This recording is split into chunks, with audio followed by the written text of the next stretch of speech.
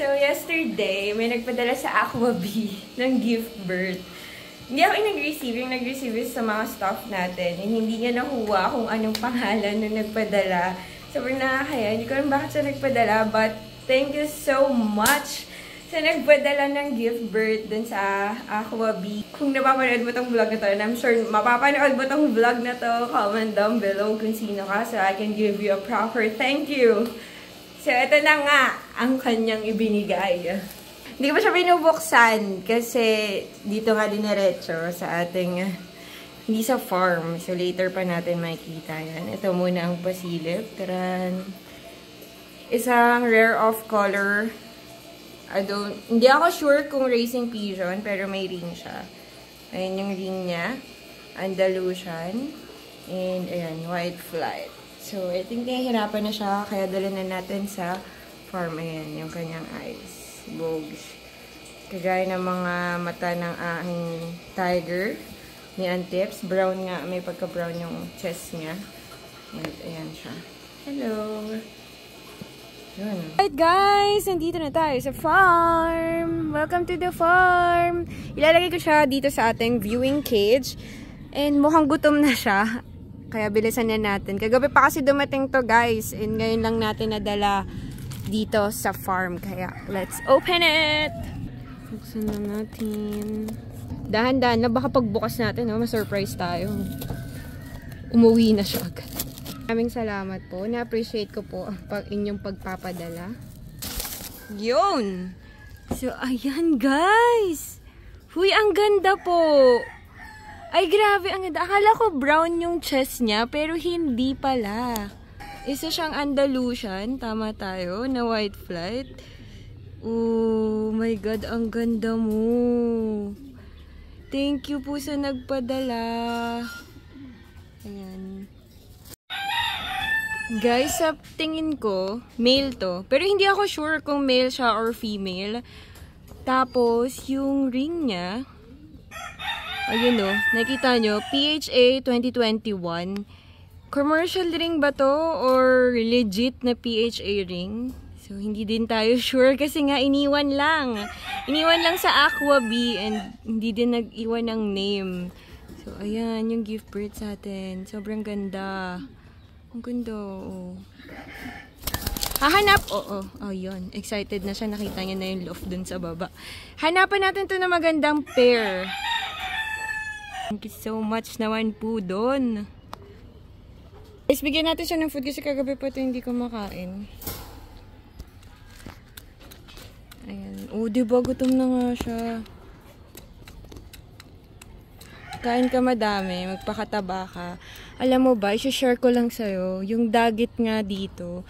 Hindi ko alam hindi naman siya gift birth sa atin, parang nature's gift birth sa atin. Yung dagit dito ayaw na umalis. Nagustuhan yung pagkain. Ikaw, binigay ka sa atin ng kusa. Sa tingin ko, kahit hindi kita itrim, hindi ka na din aalis pag natekman mo yan. Full course meal yan, wag ka mag-alala, may dessert pa mamaya. Charis lang. Kain ka lang dyan. Ipapakita ko naman sa inyo guys, yung ating viewers, yung ampon ko. Hindi na dagit, ampon na talaga. Kasi guys, ayaw niya talaga umalis dito. Ilang araw na, 1 linggo na. Tignan niyo yung date ha. Ito yung date ngayon. Ay. Ito yung date ngayon guys. Kailan pa to dumating? Oh, nasa na siya? Ampon na talaga to. Ayun, no? Ayan. Nagsusupervisor. Actually, gumanda na nga siya. Gumanda na po ang kanyang kutis, ang kanyang balahibo. Nung unang dating niya dito, parang stress na stress siya. Ay, tignan niyo ngayon. Oh, blooming, nag-glow up. Sinasabi ko sa inyo. Yung mga rare na yung kusang lumalapit sa atin.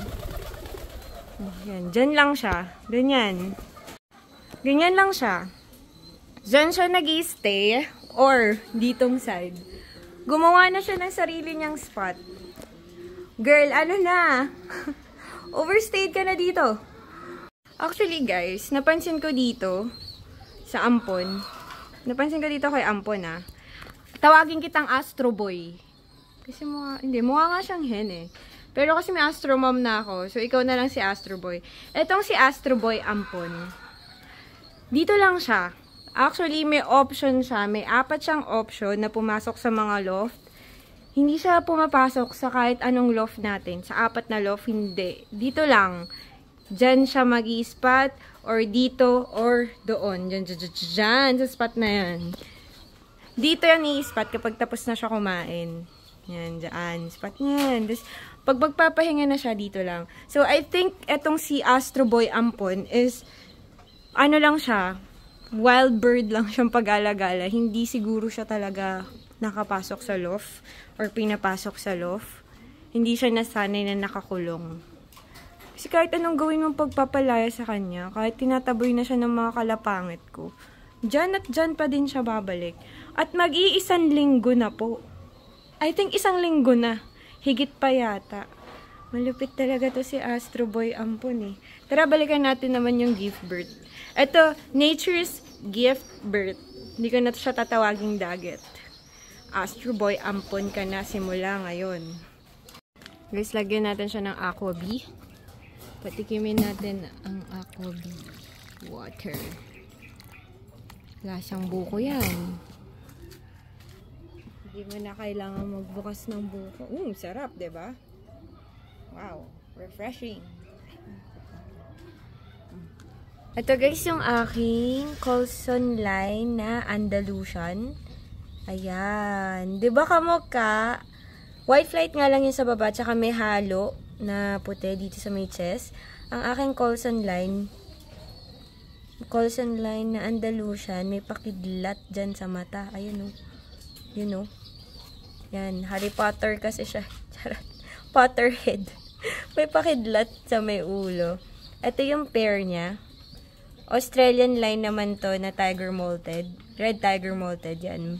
Sa kasalukuyan, meron na siyang 2 egg na nililimliman ngayon. Yung first clutch nila, yung indigo bar natin na rare. Yung hinagis natin last time. Yun yung kanilang anak. So, yan yung Andalusian ko. Ito guys yung anak ng ating Andalusian Coulson line, ex-Australian Molted Tiger Grizzle. Medyo dark gray yung kulay niya. Tapos indigo bar. Dalawa sila. Ito yung isa. Indigo bar. Hindi pa yan nagmamolt.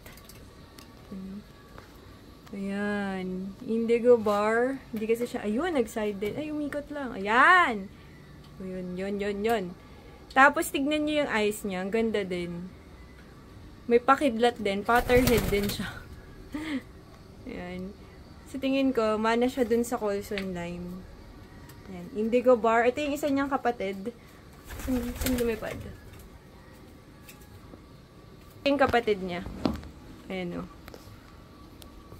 Yan. Sa tingin ko, mag-start pa lang siya mag-molt. And ayan yung eyes. Same din. So, nakikita nyo naman yung feather niya, nagkakaroon na ng light. Ito guys, another anak ng Coulson. Taran! Anak siya ng Coulson. Hindi siya kapatid ng Indigo Indigo bar. Magkaiba yung parent nila. Ang parent nito si Fendi, kaya siya may pa-boots. At saka yung Coulson line. So, sa tingin ko, kung nakikita nyo rin, mukhang mag-a-Andalusian din to pag nag-molt. Ganda oh. Diba? Sobrang nice. Tapos may pa-boots with the fur. Yan. Siya yung pinaka-favorite ko sa batch nila ngayon dito.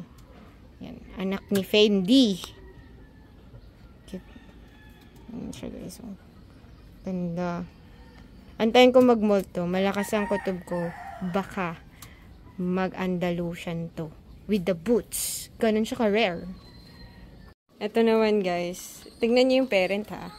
Red Tiger Grizzle. Tsaka yung sinasabi nila sa comment section nung in-upload natin to is Mocha Tiger Grizzle. Parehas yan Tiger Grizzle. So ito yung naging anak. Naging gray. Tara. Feeling ko nasa gray era na tayo. Ang dami na nating inakay na gray, dark gray. Ilalabas ko na lang para makita ninyo. Kasi medyo madilim eh. Ayun guys, tignan nyo. Uy, di ba ang ganda? Parang siyang angel. Ito yung kabila. Matte black naman. cute. Balik na natin sila. Let's go. Guys, ayun yung anak ni Antips. Dalawa yan. Yun yung isa. Ay, may kapatid na. Yung anak ni Antips. Bali, 3 na sila. Medyo masungit lang. Hands-on kasi yan si Antips eh.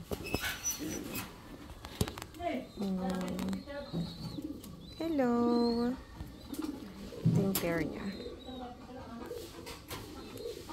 Pag pinilit natin makita yung isa, magagalit si Antips. Pero dalawa yan, guys. Dalawa. Kasi ito naman sa baba. Ito naman sa baba, guys. Mangingitlog na to. Another tiger is coming! White tiger grizzle naman yung kanyang pair din. Tapos ito, yung pure natin. Parehas na pair na black tiger grizzle. Ito na yung inakay nila. Cute! Another black tiger grizzle. Itong sa brown tiger grizzle natin, at saka sa black tiger grizzle, ma-hatch na po yung kanilang egg. Lapit na yan. Guys, ito, tignan nyo. Taran! Na-hatch na. At ma-hatch na rin. Ayun na, mayroon ng crack. Anak yan ni Balmond. Ito si Balmond, guys. Actually, sunod-sunod to. Ito pa, anak ni Kalaimo. Ayan. Sobrang kinis ng egg nito. Ayan, guys. So, sunod-sunod to. Sunod-sunod na yan si Balmond, si Kalaimo, and etong aking Crested. Si Crested. Hello! Si Crested. Ito yung kanyang egg. Ayan, may crack na. Ay, hindi pa. Pero malapit na yan. As in, sabay-sabay lang talaga sila. Again, thank you so much po sa nagbigay ng Andalusian. Actually, marami po kayong gustong magpa-adapt at mag-gift birth sa atin. Kaso nga lang, may space pa. Pero, wala pa po akong paglalagyan dito sa ating breeder's cage kasi wala pa akong nabibiling bagong set ng breeder cage. Hindi rin naman siya pwede dun sa ating Flyers Loft. Yun din yung reason kung ba't hindi ko to hinuhuli. Yan si Ampon. Hindi ko siya pwedeng ilagay sa Flyers Loft. So ngayon, dahil nandyan na rin yung Andalusian natin, temporarily, si Andalusian, yung gift birth sa atin Andalusian, nandun sa show cage natin. Sa viewing cage natin, dun ko muna siya nilagay. Hindi ko muna siya hinalo sa Flyers Loft. Kaya naman guys, pag-iipunan ko na ang bagong set ng breeder's cage para sa mga susunod pa na magbibigay ng gift birth. May ilagay na natin siya sa mga ganyan. Ayan. At least maaalagaan at maibibreed natin sila properly kapag nandyan sila sa breeder's cage. So that's it po na guys for today's episode. I hope you like it. Don't forget to like, share, super thanks, and subscribe. See you guys again on my next vlog. Thank you so much po talaga. Bye!